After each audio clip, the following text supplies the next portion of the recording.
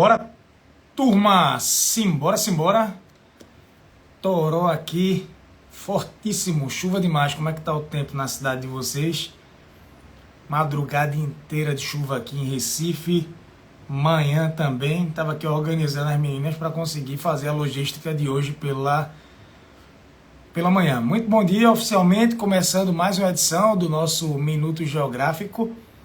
Como essa semana eu entrei ao vivo praticamente todo dia, nós não acumulamos conteúdos. Então vai ser um Minuto Geográfico breve, tranquilo. Eu quero começar bem rapidinho falando sobre a fala do presidente Lula no contexto da Venezuela e do Mercosul. Alguém acompanhou a fala? É o primeiro tópico de hoje. Eu vou chegar na parte da França. Então, vai ter uma cúpula do Mercosul, eu acredito que na próxima semana. O Brasil, inclusive, deve temporariamente assumir a presidência, grande abraço, Antônio, a presidência do Mercosul.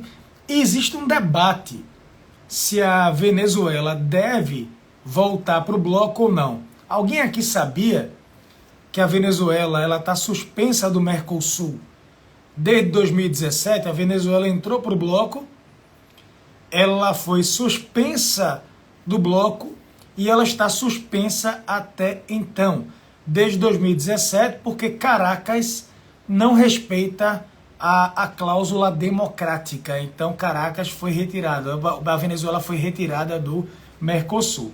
E aí quando foi ontem, Lula, não é a primeira vez, ele voltou a relativizar a ditadura da Venezuela, chamando para si a questão do conceito de democracia, que de fato o conceito de democracia, ele tem lá os seus pilares, a democracia tem os seus pilares, mas o conceito vai de cada um, depende muito dos valores envolvidos, o que pode ser. Mas aí eu vou trazer para vocês algumas falas dele, tá? A primeira, ele disse assim: quem quiser derrotar o Maduro, derrote nas próximas eleições. Agora vai ter eleições, derrota e assuma o poder. Estou lendo na íntegra, tá, gente? Inclusive com as falhas. Vamos lá fiscalizar. Se não tiver uma eleição honesta, a gente fala, tá? Então ele fez essa chamada, porque vai ter eleição na Venezuela. Só que é importante lembrar, dizer que a última eleição que aconteceu na Venezuela foi no ano de 2018. Acredito que vocês tenham acompanhado na época, acredito que vocês lembram dessa última eleição, mas ela foi uma eleição muito questionada pelos organismos internacionais, tá? Ela foi muito criticada pelos organismos internacionais, exatamente pela falta de lisura no processo democrático. Tá? Então, a fala dele passou a ser, de certa forma, criticada em função disso daqui. Esse é um ponto, tá? Eu vou pegar na íntegra outra fala dele também, para trazer para vocês. Ele disse assim: o conceito de democracia é relativo para você e para mim. Eu gosto de democracia porque a democracia me fez chegar à presidência pela terceira vez. Por isso gosto de democracia e a exerço na sua plenitude. O mundo inteiro sabe que a nossa governança aqui é um exemplo de exercício da democracia. Então, ele puxou para si, mas sobre a Venezuela, ele relativizou, tá? Então, assim, o argumento que ele usou, ele disse assim: a Venezuela teve mais eleições que o Brasil nos últimos anos.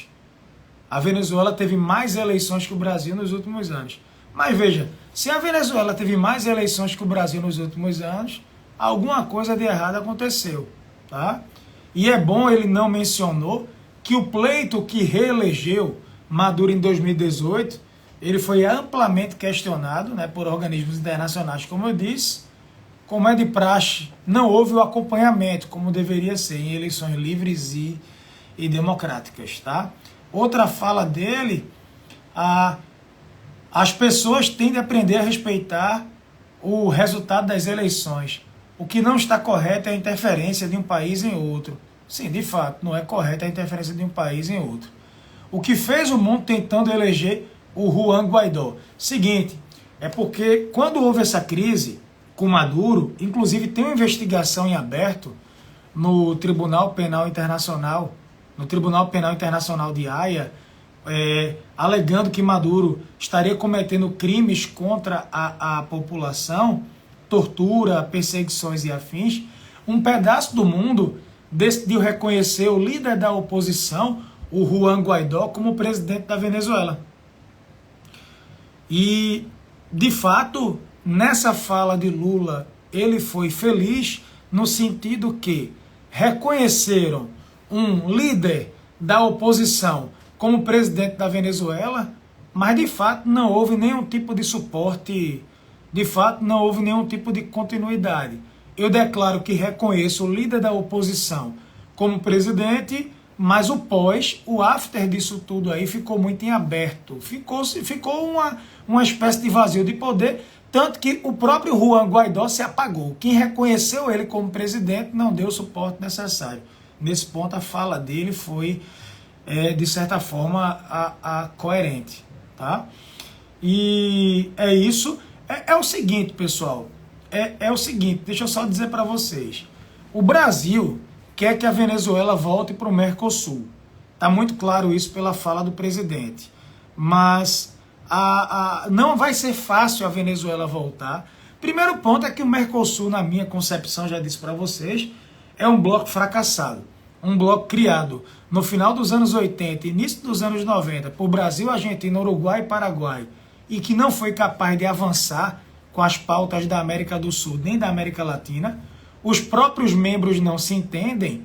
E o segundo ponto é que existem as cláusulas do protocolo de Ushuaia. Essas cláusulas são as cláusulas da ordem democrática. Se a Venezuela não é reconhecida como uma democracia plena, com respeito à imprensa, com respeito à liberdade de expressão, com as instituições funcionando, a Venezuela não deveria, em tese, voltar. Outra coisa também, com todo o respeito que eu tenho ao povo venezuelano. Quem é a Venezuela na lista de prioridades do Mercosul? Nada. A prioridade hoje do Mercosul, para tentar dar alguma sobrevida ao bloco, para tentar salvar o bloco, é assinar um tratado de livre comércio com a União Europeia. A União Europeia e o Mercosul podem assinar um tratado de livre comércio. Os produtos da União Europeia e também os produtos do Mercosul circulariam livremente, sem burocracias do ponto de vista, burocracias maiores do ponto de vista tributário e alfandegário. Só que também a União Europeia está colocando um bocado de cláusula relacionada ao meio ambiente. Tá? Na época, o Emmanuel Macron colocou um monte de cláusula como se a França fosse um exemplo de preservação ambiental. Mas tudo bem. Tá? Essa é a prioridade externa do bloco, é aprovar uma área de livre comércio aí entre o Mercosul e a União Europeia, porque se isso não acontecer, já já o Mercosul vai cair no colo da China, se já não caiu, e aí a União Europeia, por uns detalhes que ela cria, mas ela não cumpre, pode perder também esse nosso mercado. Beleza? Tranquilo? Notícias sobre o Grupo Wagner. Quando a gente fala de eleição aqui, as pessoas ficam uma loucura grande aqui, né? Nossa, vamos lá. Grupo Wagner, imagens de satélite do Grupo Wagner botando acampamentos na Bielorrússia. Já dei minha opinião, pessoal, cansou. Seguinte, o Grupo Wagner, ele vai se acabar. Vladimir Putin já disse, letra A, quem quiser, quem é do Grupo Wagner, entra para o exército, a gente vai investigar se você é um traidor ou não. Imagina, alguém aqui teria coragem, é do Grupo Wagner, eu vou me alistar ao exército agora, vai ser tudo preso, morto, preso, escambau. Tá? Letra B, vai para Bielorrússia, que o líder foi. Letra C, entrega a arma e vai viver como cidadão comum. Vai ser morto também. A tendência é a Rússia, pouco a pouco, matar todas as lideranças do grupo Wagner. Todas. Vai ter velório, muitos velórios, tá? A Bielorrússia, a Rússia, né, no caso, Vladimir Putin. E a Bielorrússia é aliada de Putin, o Alexander Lukashenko. Alguém acredita nesse teatro de que ele vai dar asilo, vai dar casa, comida e roupa lavada para os caras que tentaram derrubar um ministro de Vladimir Putin? Quem manda na Bielorrússia é a Rússia. Quem manda por lá é a Rússia. Quem financia a ditadura de Lukashenko é a Rússia, tá? E por aí vai, tá bom? É isso, turma, não tem nenhuma outra grande novidade. Protestos na França continuam. Alguém aqui tem viagem marcada para a França? Incrível, merece uma aula, né? Por que a França virou, hein, gente? A capital internacional dos protestos. Por quê? Violência policial, mataram um jovem de origem argelina, tá? E aí, veja, violência policial tem em todo lugar do mundo, tá? Pode acontecer em qualquer lugar do mundo, excessos cometidos e tudo mais. Mataram um jovem, certo? Isso aconteceu em outros países europeus, mas por que na França isso acaba tomando um rumo maior, os protestos? Porque, curiosamente, na França tem que ter protestos, João? Lógico, tá? Contra qualquer tipo de excesso, ainda mais se o cara avançou o sinal, avançou lá com o carro e estava errado ou não, mas enfim, não justifica naquele dado momento. Por que na França? Por que a França? A gente tem que trazer uma aula sobre isso, tá? Tem que trazer uma aula sobre isso. A violência no país, muito forte, quebra. Quem for pelas bandas de lá por agora vai ver. Em Paris, no centro mesmo, a coisa está tranquila. Mas nos arredores e em cidades vizinhas, quem descer no Charles de Gaulle, que é quase na Bélgica, para ir para Paris, vai ver no caminho protestos. Ok? Tranquilo? Sinara trouxe uma coisa aqui, né? O berço das revoluções, o maio de 68, década de 60, a França com grandes revoluções, com grandes protestos. É isso aí. Grande abraço, turma.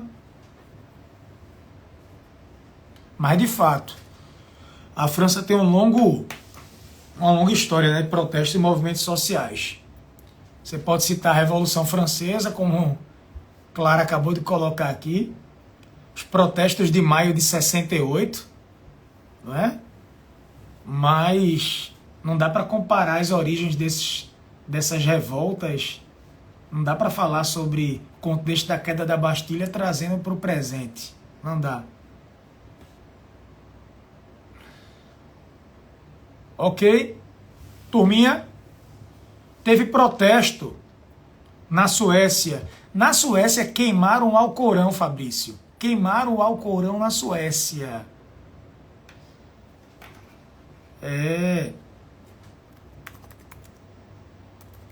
E aí aconteceram protestos.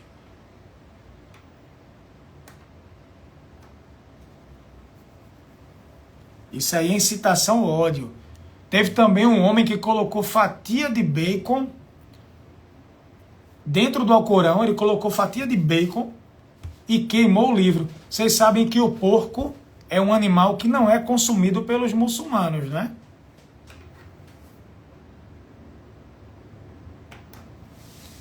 E detalhe, quem fez o protesto foi um iraquiano. Ele mora na Suécia, mas ele é do Iraque. Ele mora na Suécia, mas ele é iraquiano.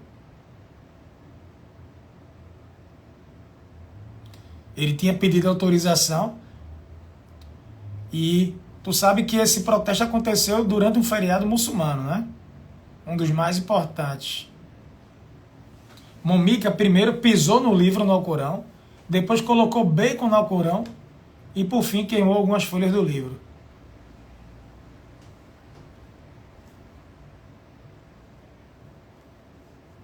E aí houve a resposta no Iraque, né?